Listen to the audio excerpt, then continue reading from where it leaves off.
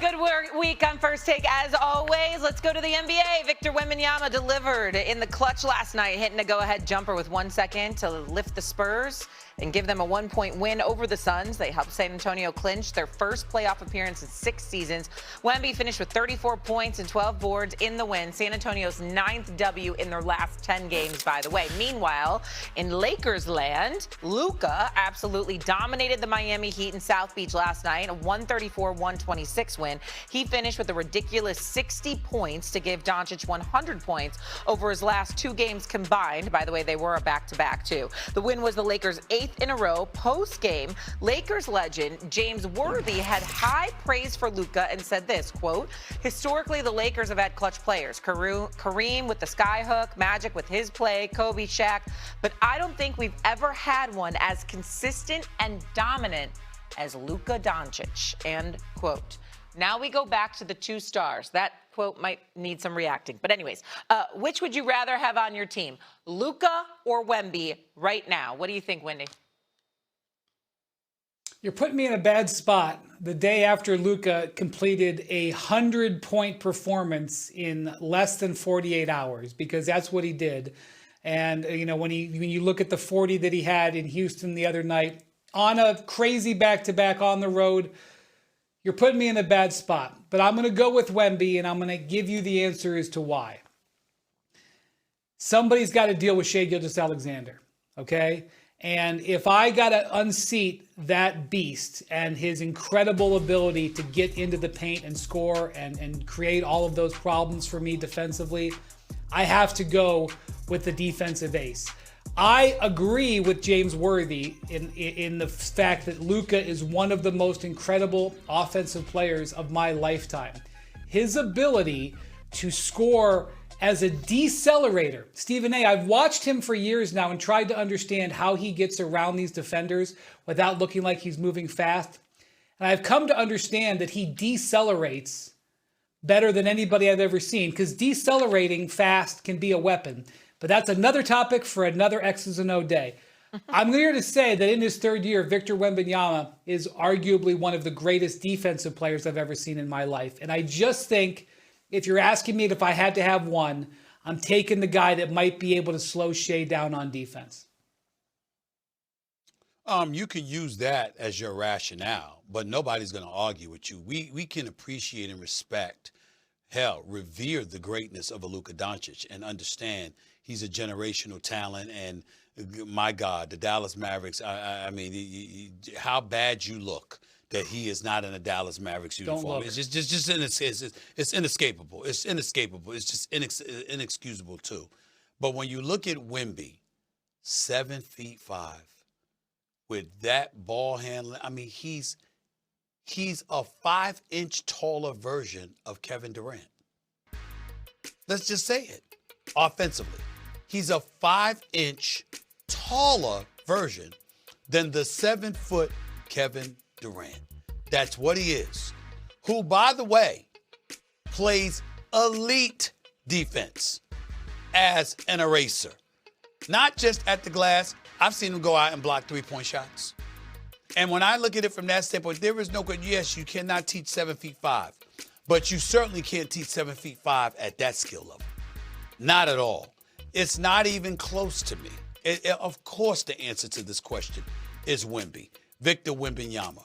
It's a reason why the Los Angeles Lakers went 40 games this year playing 500 basketball. Because as phenomenal as Luka is, there's a limitation on how much he can impact the overall game, because what he could do for you offensively, he could cost you as a liability defensively from time to time. We've seen no indication that that is something that can nor will happen when it comes to Victor Wembanyama. So the answer to this question is clearly him, no doubt about it. Yeah, and I'm going to say something, Shai, and we got a lot of basketball to be played in this month, much less in this season. If I'm a team like the Lakers or I'm a team like the Rockets, I'm a team, rising up, looking at, adding to my roster and trying to figure out how to win the whole thing. I'm looking at Victor and I'm looking at what they got in Oklahoma City. And again, to quote Stephen A., you're saying, damn, what am I going to do to deal with those two teams? So that's just a reality. Well, here's the other reality. And Wendy and I somewhat part ways in that regard. Shea Gilgeous is Shea Butter is just spectacular. We understand that. But it's not something we haven't seen before. We've seen the level of greatness and efficiency that he brings to the table, averaging over 31 a game, shooting 55% from the field. Step back three-pointers in the lane, being adroit at getting to the free throw line. Is phenomenally great as Shea Gilgeous-Alexander is and has proven to be. Even with the 128-plus consecutive 20-point games and all of this other stuff, there's still that element of, he's great, but we've seen it before. We've seen it.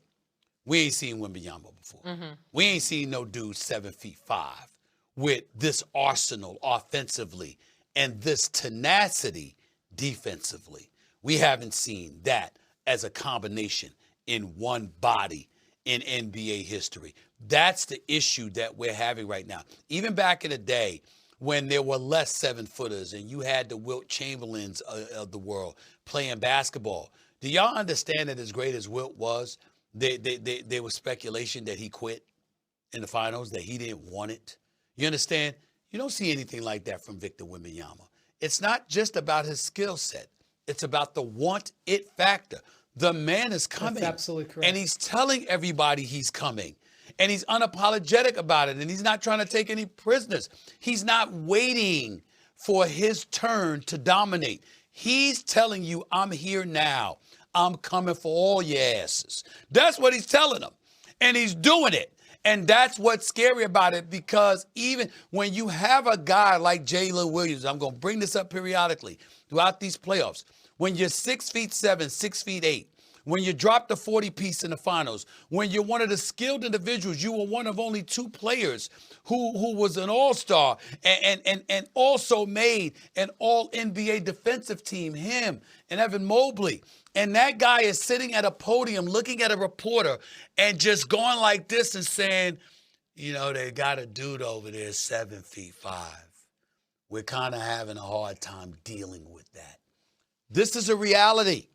And there's no answer. There's no answer. The closest thing you could come to an answer, Wendy, is that you got to put some beef on him. He is, obviously, being as tall as he is very slim, and you got to be willing to chop him down. That's really the only hope that you have. You got to punish him because nothing else is going to work.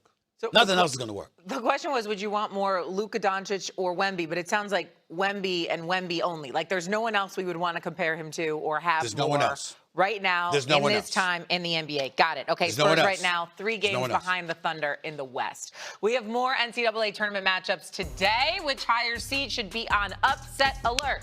Joe Fortin.